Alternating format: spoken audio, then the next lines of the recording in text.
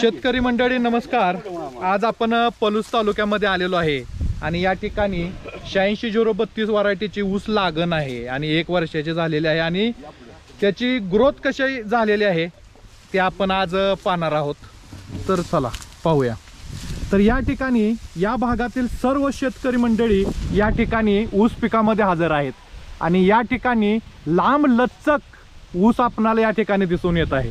या ठिकाणी उंची जर पाहिली तर बघू शकतो, हात वर करा साहेब, कधी हात वर केल्यानंतर कितीतरी उंच ऊस या ठिकाणी आहे आणि हिरवागार आहे। आत्ताच पावसाचं वातावरण होतं ते निघून गेलेलं आहे आणि ह्या पाऊस संपल्याचा हा ऊस आपण बघतोय।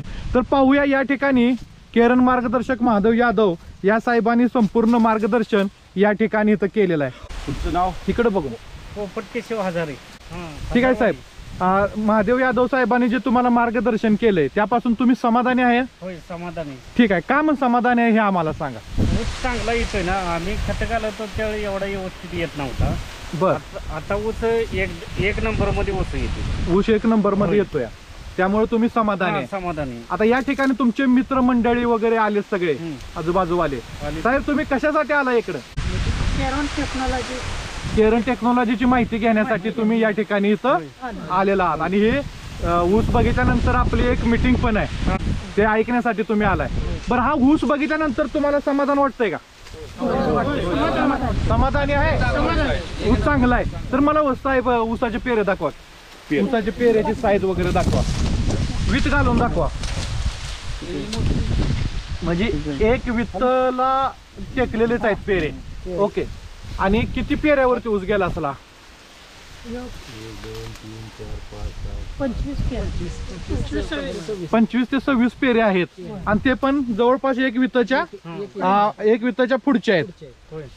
मग तुम्हाला बघून समाधान वाटतं? जेटा कापलाय बरं का तिने, जेटा कापलाय, जेटा कापून 26 कांड्या ऊस आहे। कापलेला नाही, म्हणजे 2 फुटावर एक डोळा लावला होता आणि त्यातनं 3-4 जेट कापलं होतं मी। 3-4 जेट, 4 जेट कापलं होतं।